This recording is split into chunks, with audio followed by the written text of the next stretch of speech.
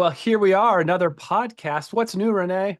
Hey, what's going on? I'm closer and closer, almost to Memorial Day. And you know what that means? The swimming pool opens. Yay. So excited. So excited. I can't stand it. Well, you could have gone to the indoor pool this whole time. You I am realize in the that, right? indoor pool the whole year. It's not the same. It's hot in there now this time of year because when the air changes outside. Oh, don't get me started. I teach on the deck. It is just hot, Jason, because the air is trying to like indoor, outdoor, and the air doesn't know what to do. So I sweat my butt off inside, and then all of a sudden, when I get to go outside, it's like cool breezes. It's the best. I'm just so excited.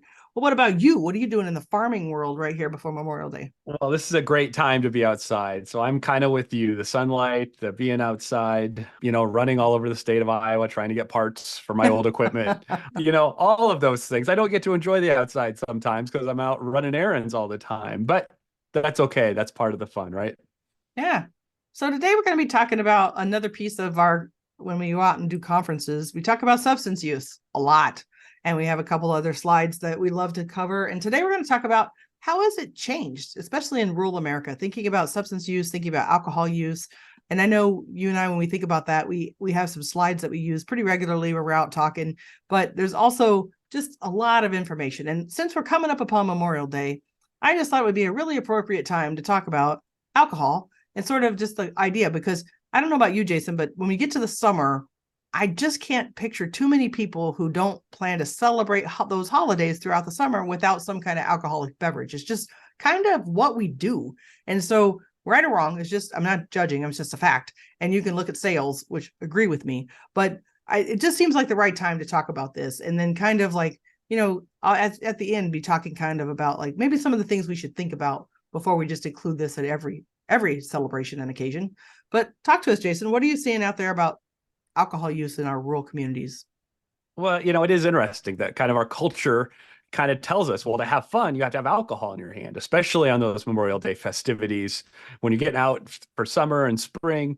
And where did that come from, right? Like sometimes I like to go back, and kind of just look at some historical perspective. And, I was at a conference last year, right, Renee? And I was actually in Louisville, and we all know what Louisville and Kentucky is known for, and that's whiskey. Yeah, you said it out loud, right? A whole lot of whiskey. And so, of course, as doing research for this episode, I did go to a couple distilleries in the name of work, In the name of to work. in the name of work In to the kind of name be of like, work. well, what's the big deal? Because I'm not really a big necessarily whiskey fan. And one of my favorite ones I went to actually was Peerless. And I learned through Prohibition that, in the late 1800s, this was one of the largest whiskey distillers. And so they were the first ones to do kind of large scale whiskey distilling, had all Mhm. kinds of barrels stored up in warehouses when Prohibition hit. And Mm. so they had to figure out what to do with all the whiskey they had stored up. And do you know what they figured out to do, Renee? What'd they do? They made an agreement with one of the largest pharmacies in the country at the time, and they were able to convert their whiskey liquor license to medication. And so Oh. all that whiskey they had got rebottled as Mm. prescription medication and sent out all over the country, Mm. right? To treat the common cold, to treat sore throats and high blood pressure, heart conditions, you name it. Mm. And it was prescribed an ounce of whiskey for adults. You could have an ounce a day prescribed by your doctor. This brings a story to mind, and you probably have not heard this one, so look out. Here it comes. So back in the late, kind of middle 1990s, uh, Brent and I lived at a children's home in Texas, and it was a Christian children's home, and that was a dry children's home. It was a very legalistic, conservative bunch of people who ran the place, but they had the flask that would pass from house to house for the hot toddies when people were sick. Even in the 1990s, Jason, this was still occurring in Texas. Yes. It's a fact. And so I just sit back and think that's really pretty funny. So that was like their workaround, still being Right. conservatives and not really, still Yep. not drinking, being teetotalers, and Right. then, but it's okay as long as it's for medicinal purposes. Yeah. So, it's not just back in the 1880s. It still happens, So probably still currently in some places. right. Right. And so you think about our culture and our connection to alcohol. how, for years and still today, as you're indicating, right? Mhm. It was medication. And another piece of history I want to remind everyone, especially in rural areas. And so I've done some work and trainings around veteran mental health. Mhm. And so Mhm. some of the veteran advocates speak out pretty boldly around how much damage VFWs did. Mm. Small communities Yep. would open a VFW, and typically it was a bar. And it was for veterans, to come and hang out and connect with other veterans. But unfortunately, it was over alcohol. And so what we did over all of those years is really taught veterans that the only way to cope with their PTSD and the trauma and everything that they went through was to go drink with your buddies. And so there was already health concerns with that population. As that population continued to age, we saw a lot of chronic alcoholism. And so we still do, right? There's a lot less veterans going to those VFWs, and a lot of the younger veterans don't go to those types of settings. And I think our military has done a really good job of kind of redefining that. But still, in many small towns, you'll see the only building left on Main That's right. Street is the bar at the VFW. And I'm not saying there's not a Or good the place American Legion. The or the American American Legion. Legion, right? So Mhm. you think about we kind of think about our relationship over time with alcohol and what has been demonstrated to us. We start to think about those things. And then finally, how can we have a conversation without thinking about how is alcohol marketed today, especially to Mm. farmers? Mhm. I know that every year there's going to be one company that puts out a beer that it even says for the farmers on it, and it's patriotic. And it's our patriotic duty to buy it and drink it, right? Because A lot that's of what the it. commercial says. A lot of it, A it lot of it. does. A lot of it. And so, I think about the marketing, the presence, and Yeah. kind of what that looks like. I mean, I even know a farmer, his whole combine is wrapped and it's in the brand. He has one of the combines that was in one of the commercials, right? And so we all know what I'm talking Wow. about, and so That's amazing. we think about, right? How substance use historically and how using substances has been glorified Yeah. across the board. And we grew up with that. I mean, we grew up with Spuds McKinsey. And so if you're listening to Ah. this and you know who Spuds McKinsey is, then you know, right? And you might need some reading glasses. It's that age. You might be due for a colonoscopy if you know Spuds McKinsey. But yeah, I also was thinking, we've talked about this on a previous podcast, but also just sporting events in America. And you do a lot of summer. I can't even picture like a baseball game, which is their summertime activity, the Americans game, without alcohol. I mean, that's just, it comes together. And so again, thinking about just how we've paired that. So we paired it kind of with parties and a socialization, and then we paired it with that's what you do for socialization and hanging out in your local community. And then you pair it with that's what we do for fun and amusement at ball games. I mean, it just really is kind of going throughout all of our culture. And so because of that, we talk about this, and again, we show slides when we come out and speak and think about alcohol. But the thing that I always talk about most, and we're going to talk about some data here in a second, but the data that hit me the hardest in Iowa, where we're from, is that our alcohol sales increased like 13% during COVID, and the bars were closed. And one of the first bills that were passed by the legislature during that time was to go alcohol, to make sure that we kept our bars and restaurants open and that they didn't close during the pandemic. You could drive up to places that were closed and purchase alcohol to take to go to keep them in business. There was this whole conversation about keeping people in business by allowing us to pick up alcohol. And I know my husband and some others who appreciate small craft beer locations, you might want to like, oh my gosh, we might need to go there to make sure that they're still open, that they don't close their doors during the pandemic. And so there was this whole big push by the Restaurant Association and others to drink, because there's a profit margin on that. And so that's the part that, that's still in our culture today. So what is that doing for our data? If you know that our sales are going crazy, what is our data looking like for us in the Well, Midwest and around our rural communities. yeah. And let's don't forget, sales have got up every year for the last 10 or 15 years by That's right. incremental percentages from any, it peaked at, 10 or 12% throughout the pandemic, but it's been 2 or 3% consistently That's every right. year over year increases, right? So Yep. it's not like there's any less drinking happening. It's more year after year after year after year, right? Yep. And so that's consistent. And we also know that the binge drinking rates are growing, right? And that's not just in Iowa, although Iowa is disproportionately binge drinking more than Yep. other states. But we see that, right? I Yep. can remember another conference we went to, and again, doing research in local communities, went to an NFL game.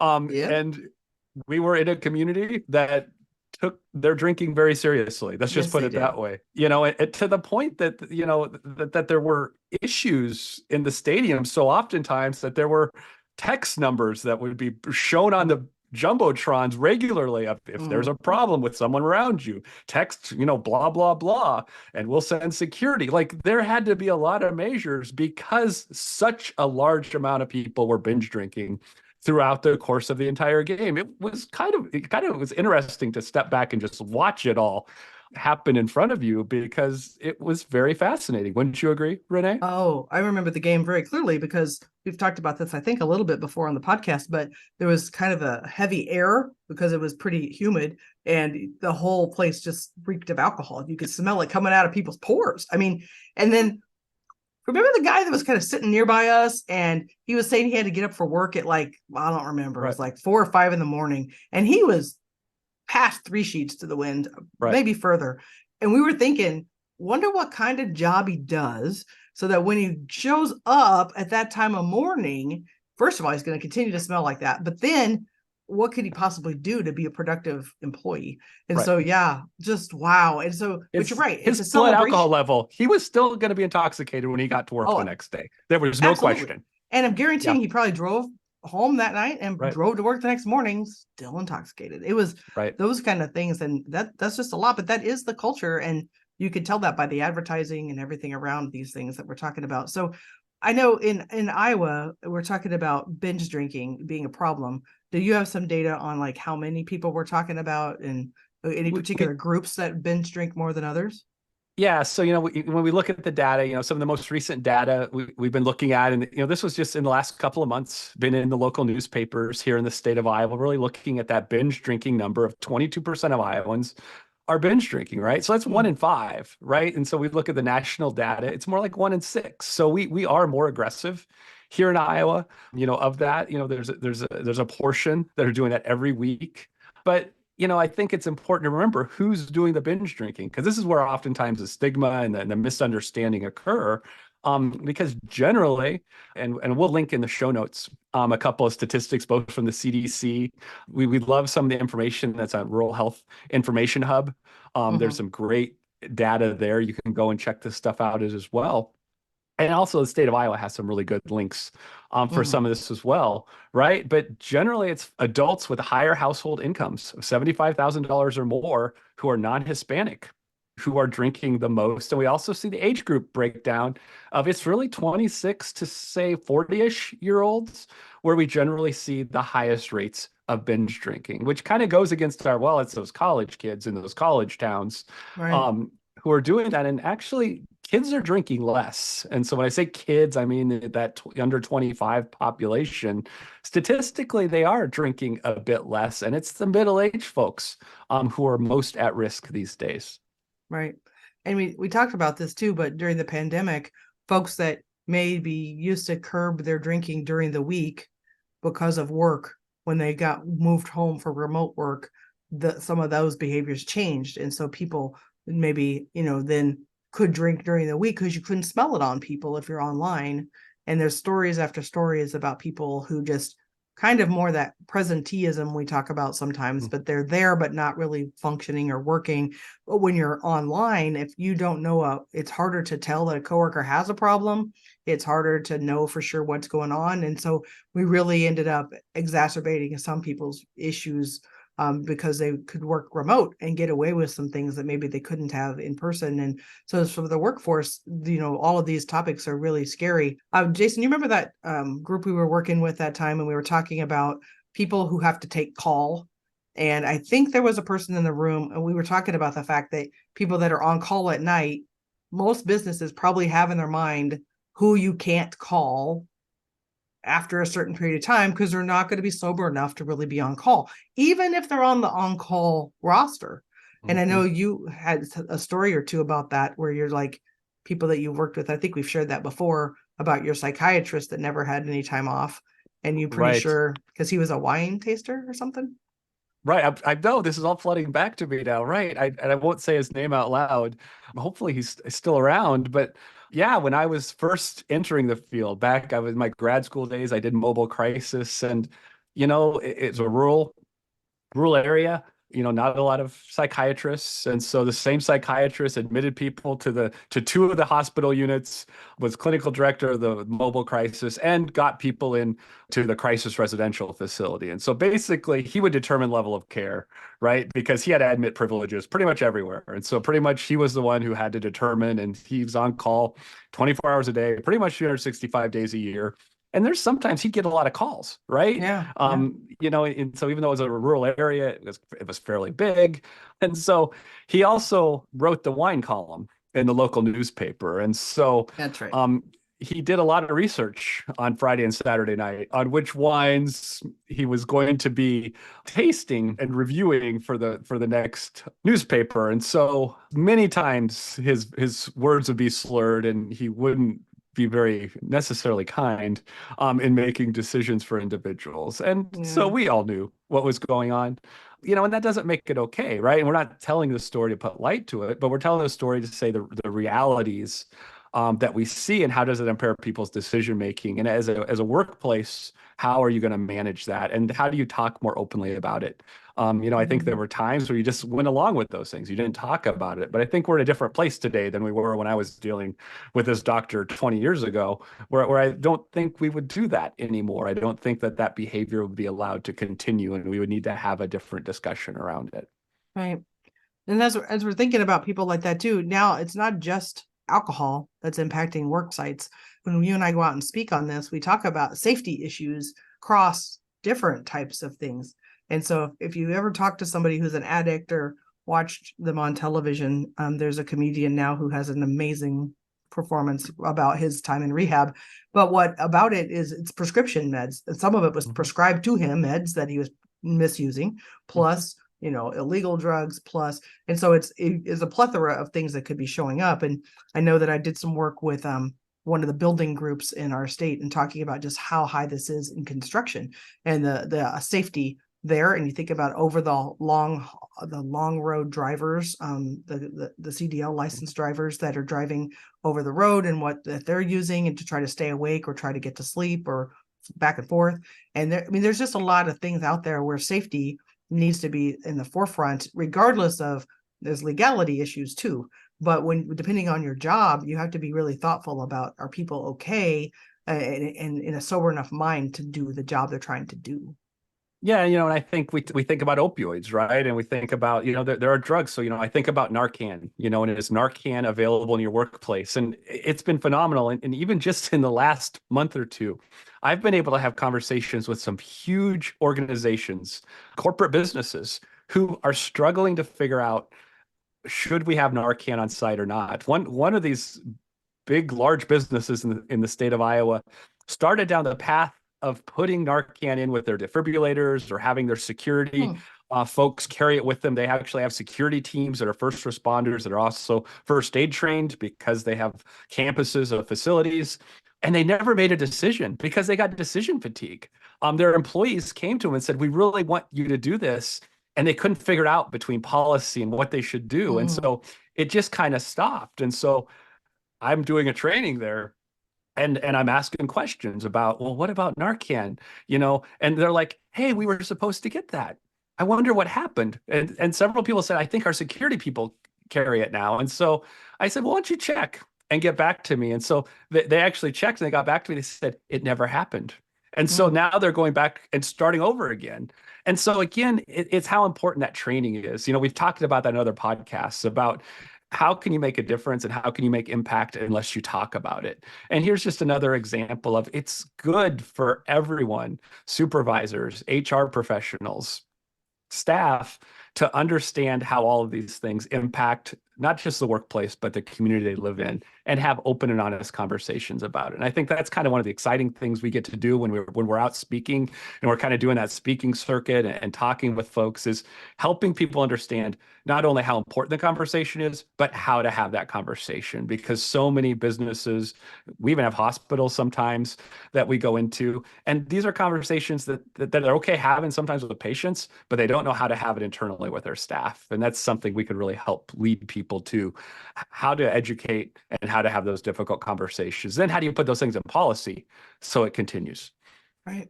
And you think about just the impact. So when we're talking about, it's a big topic about substance use, but there is impact on so many systems because of the substance use. And for people, whether it is, maybe not using their prescription meds as determined, or, just using illegal drugs, or using legal drugs in excess. So what are some of those impacts that we're seeing? If you think about healthcare, do we have some information about what are we seeing in that healthcare space when we're talking about impact? Yeah, well, I mean, I think we're just now starting to understand how all these things are interconnected. And so we know in healthcare, we're looking a lot at the social drivers of health. We're looking at a lot of the data that has to be. I'm so overwhelmed in data right now as I'm doing some work with critical access hospitals and kind of looking at what communities and community evaluations need to look like, for some of these federal programs. And I think we're just now starting to see the intersection between the healthcare system. Is there access to care, access to the appropriate care? What are employers doing? And how do all of those things interrelate? I don't know if we have good data sometimes. I think sometimes the data is spread so thin that we're not sure what we're measuring, or we're not gathering it in a unified way. And so it's kind of fragmented, the data that comes out sometimes. Yeah, and you think about the impact on employees, and sometimes we don't speak about this, but there's a real delicate balance of trying to be supportive of the employee who is struggling with the substance use issue, and then helping the employees left behind to maybe pick up the slack and do all the work of the person who's not doing it because they have substance problems. And it gets pretty sticky in workplaces to maybe either address or get the person help, or make them not be working there anymore, because they are protected class of individuals if they're sick, but it gets really challenging. And so when you sit back and listen to people in employment, they're just struggling with getting involved, because once they're involved, they need to do something, but not knowing exactly what to do. And then HR, it gets sticky as far as, helping them get the help they need, versus maybe they need to move on from the employment position, and being able to make sure you cross all those T's and dot those I's so that that's done legally, and you're not getting sued for violating somebody's rights. And so it's not an easy topic, but yet you have to address it, because there are people being harmed in your workplace. If you have somebody struggling that you're just not getting help, it's impacting other people. And so you can't just ignore it, because then just other issues are permeating through the office. And so it's a hard topic to do. So that's one of the things that we talk about and train on, and helping people navigate that, because it's important to do. And there's resources and supports to do it. We also help people move farther upstream, right? Because we talk a lot about prevention.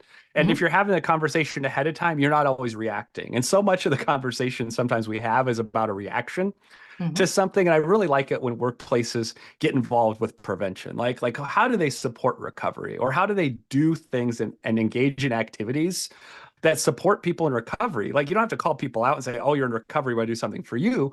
But why aren't we just doing things that are good for everyone, right? It's good for the community if we're supporting clean and sober things. And so I was really intrigued, because I think it's great when you see more of these things promoted. And so just a few months ago, we saw at the Iowa Wild game, a recovery night, right? There was an AA meeting before the game. And then there was an Iowa Wild game, which is a hockey game, which, we think of athletic events. We kind of talked about what our perception of athletic events were earlier. But here's a great opportunity together and go to a game with other people who are in recovery, who are going to promote an abstinent-based game. And so I think, as more events like that occur in our safe places for folks in recovery, how can businesses get just as involved in those types of events as they do in sometimes promoting using alcohol at events or company gatherings or those types of things. So finding balance in your company, I think, is really important. And how do you balance those prevention type activities, or at least make sure you're making an attempt to do some of those things as opposed to not acknowledging it at all? Yeah. I attend Iowa Wild games pretty regularly, and I do know there's also 2-for-1 beer nights certain nights, and I'm really hoping they were smart enough not to put those two things on the same day, I'll have because to go back and I'm look. gonna have I to hope find not. out now, because I'm like, I know about 2-for-1 beer nights, but not about recovery night. Let's hope those weren't on the same night, or where they canceled out the entire work they were trying to accomplish. But I do appreciate those types of things, and as a leader of an office, I do think about the activities that we do and making sure that people. One, I don't just ask people where they are with alcohol and drinking and whatever, but making sure people feel comfortable in whatever it is we choose to do, so that those, if it's just at the bar after work, there's going to be people that don't show and aren't comfortable in that space. And so thinking about, if we're going to go to an iCubs game or something in the summer, how to make sure that the space is comfortable for anybody that wants to attend. And you're right, if somebody's struggling in that space, other people drinking around them might not be helpful. So we've got to be thoughtful of our coworkers, and it really, to your point of having the conversation, you have to know people well enough and to ask enough questions so that you can be thoughtful in those situations. Because if you just don't ask, you may assume everybody's just fine, and then you may be really pushing somebody who's maybe in recovery and maybe on the earlier stages of that, and push them back into something that they're trying to avoid, and that's not helpful. So it's the same like if you would do with your family at family functions. If somebody's trying to go into recovery, I mean, I don't know about y'all, but I don't continue drinking around them if they're going to be going into recovery. That just doesn't seem very kind. And so, thinking but the same thing happens in workplaces. We have to think about that and talk through it. So today we have the recovery politician self-care policy of the week, and it's going to tie back to alcohol, because I think some folks don't understand how alcohol works. But for myself, it's a boundary. And for me, the boundary relates to sleep. And a lot of people out there think that alcohol is helpful for helping you fall asleep. And this may be true. There is some evidence, because it's a depressant, that it does help you feel more drowsy and help you go to sleep. But what a lot of people don't understand is how alcohol processes through your body, and it actually causes you to wake back up a few hours later. So it's a disruptor of sleep. So if you're a person that needs like deep sleep, we all are, to recover in your body, to repair and to renew, alcohol actually upsets that deep sleep. And it can also mess up your REM sleep, which is the kind of creative part of your sleep that helps you think through problems, problem solve, and all of that. So you need to be thoughtful about, if you're a person that's trying to get good sleep, alcohol before bed is not the greatest plan, because it does wake you back up. You may go to sleep for a bit, but then 3 to 4 hours later, your liver, as it's processing, you wake wide awake. So for me, I'm having to be thoughtful about that. So if I'm going to have alcohol and I need sleep, I might have something maybe like at lunch, and have like a lunch or like an afternoon siesta where it's plenty of time before bedtime, and not have a lot, because I don't process all of it very super well. So I have to be thoughtful about how it impacts me. That's not judgmental of others, but for people that are out there listening, is like, you need to think about this. And if you're like, I'm not getting good sleep, this might be something to consider. It's just like, this is a thing that we don't always talk about. Just like eating late before you go to bed also can impact your sleep. So it's another one. But as we were talking today about alcohol and drugs, we have to think about that. Just like same situation about sleep is caffeine. I have to be thoughtful about how late do I drink caffeine if I really want to go to bed, pretty clearly. And so it impacts different people differently. So, thinking through like your personal health, you've got to think about, okay, what's the goal? And for me, good sleep is a really important thing for me to function well. And so then I have to think about some of these other things, and maybe I need to limit or think about how I have a relationship with those other things so that I can achieve my goal. So Jason, have you thought about anything with the alcohol and sleep, and have you seen any of that impacting you and your family? No, but I mean, I think it's something that we should always be cognizant about. And so, I do think about that, kind of the olden days, you'd have a nightcap before you went to bed. And so that really doesn't make any sense, right? Because we know scientifically, well, it doesn't work that way, right? It's Yeah. not good for you. And so, I'm a big advocate of sleep, getting the right amount of sleep. And I think anything you can do to optimize sleep, you need to think about. And so, it really goes back to, what is your purpose? Why are you drinking? And what does moderation look like for you? And is it good for you? And how does it meet your overall health goals? Yeah, I love that. All right. Well, today we were talking about one of the other topics we speak at when we're on the road, we're conferences, and we talk about alcohol. And alcohol sales went up through the pandemic, continue to go up year over year. And so we're thinking about, well, how does that impact our community? And thinking through, how did we get here? Some of that historical information of why in the world did we get to start drinking and connect it to every activity out there? And then what can you do about it? So what are some of those things that we can do? How do we have those conversations? And so as we're going into Memorial Day weekend, we just want you to be thinking about, how does this impact me and my family and the people around me? And should, not saying you shouldn't do it or you should do it, but maybe you should just put some thought behind what you're doing and making a happy and healthy and safe Memorial Day weekend. See everybody later. Bye.